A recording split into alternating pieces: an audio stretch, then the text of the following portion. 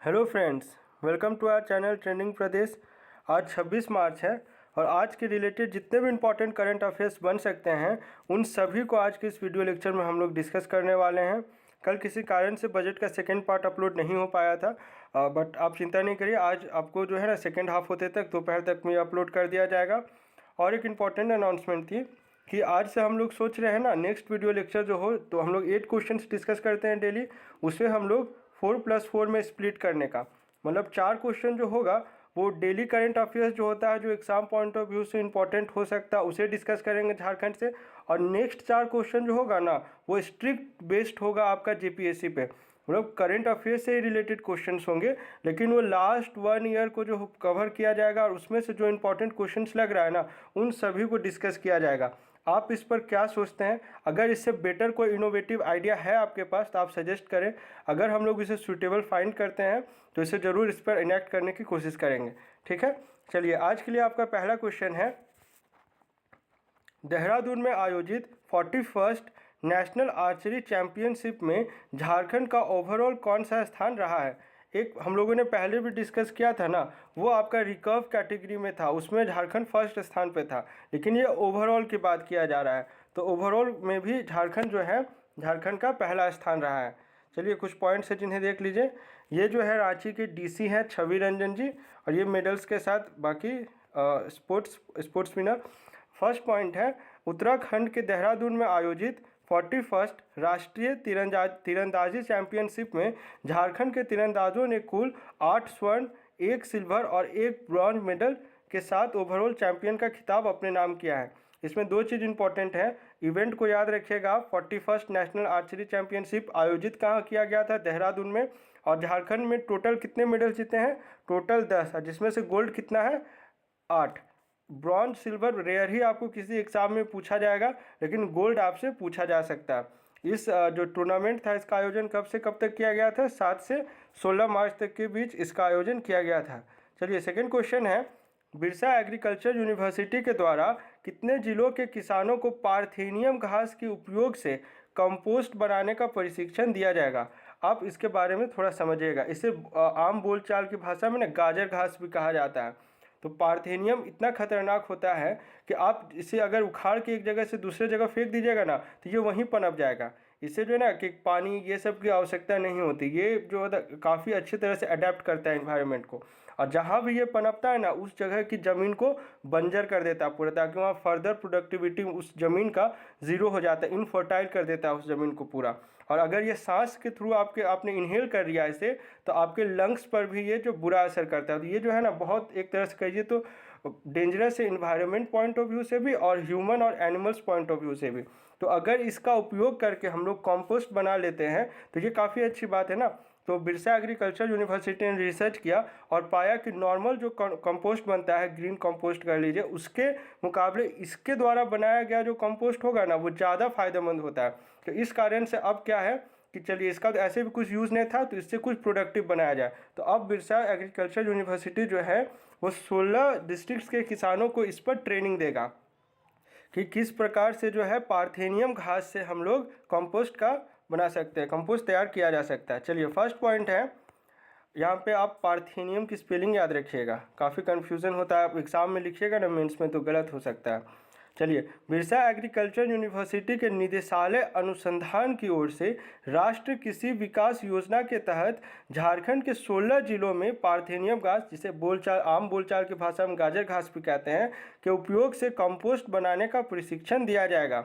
हर जिले में 5 प्रशिक्षण कार्यक्रमों के माध्यम से 250 किसानों समेत पूरे प्रदेश में कुल 4000 किसानों को प्रशिक्षित करने का लक्ष्य रखा गया है। इसके लिए हर किसान को 4000 रुपये सहायता राशि भी प्रदान की जाएगी। एक बार इनकी ट्रेनिंग हो जाए तो पूरा सेटअप करने के लिए कुछ तो एक्सपेंडिचर चाहिए ना, तो उसी एक्सपेंडिचर के लिए आपको 4000 रुपये एज एन एड इन्हें दिया जाएगा। चलिए, लास्ट पॉइंट है, बिरसा एग्रीकल्चर यूनिवर्सिटी के शस्य विभाग के वैज्ञानिकों ने शोध में सामान्य कंपोस्ट खाद की अपेक्षा पार्थेनियम कंपोस्ट को अधिक पोषक पाया था। इसके बाद ही इन्होंने सोचा कि अगर ये जो बेनिफिट है, ये आइडिया है, अगर हम लोग जितने ज़्यादा किसानों को दे सके उतना अच्छा है। इसके बाद ही ये डिसीजन लिया गया। चलिए थर्ड क्वेश्चन है, झारखंड से किन्हें महाराष्ट्र के राज्यपाल भगत सिंह कोश्यारी के द्वारा राष्ट्र सेवा सम्मान से सम्मानित किया गया है। चलिए एक क्वेश्चन तो और यहीं से मैं पूछ लेता हूं आपसे, जो भगत सिंह कोश्यारी जी हैं वो महाराष्ट्र के साथ साथ और किस स्टेट के राज्यपाल हैं? इनके अंडर 2 स्टेट्स आता है, आप कमेंट करके हमें बताएं। चलिए तो इसका करेक्ट आंसर हो जाएगा ऑप्शन नंबर सी, रोशनी सिंह। रोशनी सिंह को यह सम्मान दिया गया है। चलिए कुछ पॉइंट्स है जिन्हें देख लेते हैं। ये उस सेरेमनी की फ़ोटो है। रोशनी मूल रूप से हैदरनगर आपके पलामू की रहने वाली हैं। चलिए कुछ पॉइंट्स जिन्हें जान लीजिए। झारखंड फिल्म अभिनेत्री रोशनी सिंह को महाराष्ट्र के राज्यपाल भगत सिंह कोश्यारी के द्वारा मुंबई में आयोजित एक समारोह में राष्ट्र सेवा सम्मान से सम्मानित किया गया है। उन्हें यह सम्मान उनके द्वारा फिल्म जगत में उल्लेखनीय कार्यों तथा कला क्षेत्र में अभिनव प्रयास के लिए सतत क्रियाशील रहने के लिए दिया गया है। चलिए फोर्थ क्वेश्चन है, झारखंड से किन्हें एसा पैकर सोशल एंटरप्रेन्योरशिप अवार्ड से सम्मानित किया गया? इंग्लिश में आप स्पेलिंग देख लीजिएगा, ये काफ़ी कन्फ्यूजिंग होता है। ये दोनों इंग्लिश हिंदी वाइसे वर्सा चलता है, ठीक ना। चलिए तो इसका करेक्ट आंसर हो जाएगा option number B, Salvi Singh. Salvi Singh जो है आपके रांची के मोराबादी के रहने वाली हैं। कुछ पॉइंट्स जिन्हें देख लेते हैं। फर्स्ट पॉइंट है, रांची के मोराबादी की सालवी सिंह को ऐसा पैकर सोशल एंटरप्रेन्योरशिप अवार्ड से सम्मानित किया गया है। यह सम्मान हासिल करने वाली वह पहली भारतीय महिला बनी है। महिला कह लीजिए या पहली भारतीय। तो इस लिहाज से ये जो पॉइंट है, ये क्वेश्चन इंपॉर्टेंट हो जाता है। इसके तहत उन्हें यूएस के लिहाई यूनिवर्सिटी की ओर से 1 वर्ष के एमबीए प्रोग्राम के लिए स्कॉलरशिप मिलेगी। स्कॉलरशिप का अमाउंट भी आप याद रखें। ये ड्यूरेशन है 21 से 22 यानी 1 साल का ड्यूरेशन है।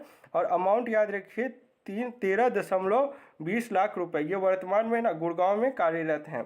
चलिए फिफ्थ क्वेश्चन, हाँ ये काफ़ी इंपॉर्टेंट है। फिफ्थ क्वेश्चन है, झारखंड के किस फुटबॉलर का चयन भारतीय सीनियर फुटबॉल टीम में हुआ है? तो इसका करेक्ट आंसर हो जाएगा ऑप्शन नंबर बी, सुमति कुमारी। सुमति कुमारी गुमला के भरनो प्रखंड की रहने वाली हैं। और एक इम्पॉर्टेंट बात इनसे रिलेटेड आप जान लीजिए, जो एग्जाम में पूछा जा सकता है।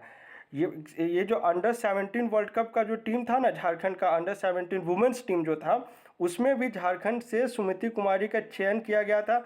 और उसी परफॉर्मेंस के बेसिस पर इनका चयन अब कहाँ किया गया है? National women's senior football team के लिए।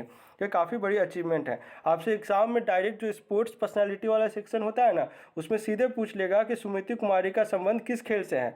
जैसे बुक्स एंड ऑथर एकदम करंट अफेयर्स से पूछता है, उसी प्रकार जो खेल वाला सेक्शन से क्वेश्चन अगर आएगा ना, तो वो भी करंट अफेयर्स से ही आएगा। चलिए कुछ पॉइंट्स हैं जिन्हें आपको जानना चाहिए, उन्हें डिस्कस करते हैं। झारखंड की फुटबॉलर सुमति कुमारी का चयन भारतीय सीनियर महिला फुटबॉल टीम में हुआ है। सुमति 26 मार्च से 8 अप्रैल तक उज्बेकिस्तान में अंतर्राष्ट्रीय फ्रेंडली फुटबॉल मैचों में भारत का प्रतिनिधित्व करेंगे, यानी लीड करेंगी। इससे पहले भी सुमति कई अंतर्राष्ट्रीय प्रतियोगिताओं में भारत का प्रतिनिधित्व कर चुकी हैं। उन्हें फीफा अंडर 17 महिला फुटबॉल विश्व कप के लिए भी संभावित खिलाड़ियों में शामिल किया गया था।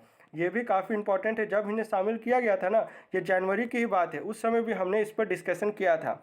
ये दोनों पॉइंट के थ्रू से आपसे क्वेश्चन बन सकता है। सुमति कुमारी और ब्यूटी डुंगडुंग, ये 2 इंपॉर्टेंट नाम से। ब्यूटी डुंगडुंग जो है वो आपकी हॉकी से रिलेटेड है। सुमति गुमला के भरनो ब्लॉक के लोंडारा गांव की रहने वाली हैं।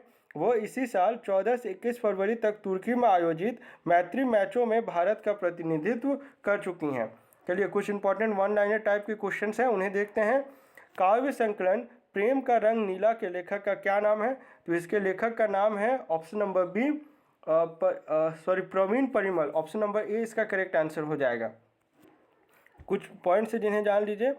लेखक का नाम प्रवीण परिमल है और इस पुस्तक का लोकार्पण डॉक्टर रामदयाल मुंडा जनजातीय कल्याण शोध संस्थान में आयोजित एक कार्यक्रम में किया गया। ये इंपॉर्टेंट नहीं है, बस आप नाम याद रख सकते हैं। 7वां क्वेश्चन है, झारखंड के कला संस्कृति विभाग के द्वारा कितने क्षेत्रीय जनजातीय भाषा के लिए भाषा केंद्र स्थापित किए जाएंगे? ये बजट रिलेटेड क्वेश्चन है। बजट में इसे लास्ट में स्पेशली इसे मेंशन किया गया है। टोटल 9 जनजातीय भाषा है। ये 9 के 9 आपको नाम के साथ स्पेसिफिकली याद रखना है। आप यहाँ पे कुछ भी एडिशनल ऐड नहीं कर सकते क्योंकि यहाँ स्पेसिफाई कर दिया गया है। तो इसका करेक्ट आंसर हो जाएगा ऑप्शन नंबर ए, 9। अब नाम याद रखें कौन कौन से? नागपुरी, कुरमाली, खोरठा, हो, संथाली, कुड़ुक, मुंडारी, खड़िया और पंच परगनिया। ये 9 भाषा है और 9 का 9 आपको याद रखना है। चलिए 8वां क्वेश्चन है, 20वीं सब जूनियर नेशनल वुशु चैंपियनशिप का आयोजन किस जिले में किया जा रहा है? तो इसका आयोजन रांची स्थित खेलगांव में किया जा रहा है। ठाकुर विश्वनाथ सहदेव जो इंडोर स्टेडियम है वहाँ पर इसका आयोजन किया जा रहा है। इनॉग्रेशन जो है सीएम हेमंत सोरेन के द्वारा किया गया है। चलिए, क्योंकि सब जूनियर की बात हो रही है, अभी आपका हाल में सब जूनियर हॉकी चैंपियनशिप हुआ था ना, उसमें कौन सी टीम विनर रही है? हरियाणा। रनर अप कौन सी टीम रही है? झारखंड। ये दोनों चीज़ आप रिलेट करके पढ़िएगा ना तो कभी नहीं भूलिएगा इस कॉन्सेप्ट को। तो इसका करेक्ट आंसर हो गया ऑप्शन नंबर ए, रांची। और कुछ पॉइंट्स है जिन्हें देख लीजिए। आयोजन रांची जिला में हो रहा, मैंने बता दिया। इसका आयोजन खेलगांव स्थित ठाकुर विश्वनाथ सहदेव इंडोर स्टेडियम में किया जा रहा है। अगर आपसे पूछ ले कि ये स्टेडियम किस जिला में स्थित है, तब भी आपको पता होना चाहिए ये रांची जिला में स्थित है, क्योंकि इंडोर स्टेडियम में आपको सबसे पहले क्लिक कर जाएगा दुमका। लेकिन आप ध्यान से पढ़िएगा, अगर नाम इस टाइप से कुछ दिया गया है तो दुमका डायरेक्ट टिक करके नहीं आना है। इसमें कुल 28 राज्यों की टीम हिस्सा ले रही है। इसका शुभारंभ मुख्यमंत्री हेमंत सोरेन के द्वारा किया गया है। चलिए प्रीवियस कुछ क्वेश्चन को डिस्कस करते हैं। कृषि विश्वविद्यालयों की रैंकिंग में बिरसा कृषि विश्वविद्यालय का कौन सा स्थान रहा है? तो टोटल 67 एग्रीकल्चर यूनिवर्सिटीज़ को शामिल किया गया था और इसमें जो है बिरसा एग्रीकल्चर यूनिवर्सिटी का 60वां स्थान रहा है। आप में से मैक्सिमम ने इसका करेक्ट आंसर दिया था। कॉन्ग्रेचुलेशंस, आपकी तैयारी अच्छी चल रही है। इसी तरह स्पिरिट बनाए रखें। आज के लिए आपका क्विज क्वेश्चन है, जयपाल सिंह मुंडा पारदर्शी छात्रवृत्ति योजना। चलिए इसे इंग्लिश में भी आप याद रखिए, जो इंग्लिश मीडियम के स्टूडेंट्स हैं ना उनके लिए बोल रहा हूँ। Jaipal Singh Munda trans boundary scholarship plan या योजना जो कह लीजिए। इसलिए बोल रहा हूँ ना कि अभी तो करंट अफेयर्स के बहुत सारे लोग जो है ना मार्केट में बुक्स आ रही हैं, आपको इंग्लिश में इस तरह से कहीं नहीं मिलेगा। ये इसीलिए आपको मैं बोल रहा हूँ कि अगर आप वहाँ पे नोट्स लिख रहे हैं तो इसे आप मेंशन कर लें। तो इसके तहत जो है आपको ब्रिटेन यानी यूके और आयरलैंड में स्टूडेंट्स को भेजा जाना है।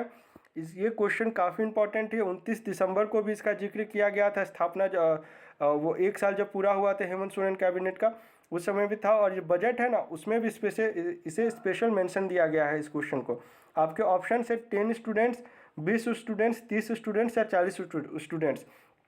आप एक काम और करिए, इसमें नंबर ऑफ स्टूडेंट्स तो आप बताए ही, साथ ही इसमें कितना टोटल बजट इसके लिए रखा गया है उसे भी बताइए। हिंट दे देते हैं, दोनों के लिए सेम डिजिट चलेगा इसके लिए, ठीक ना।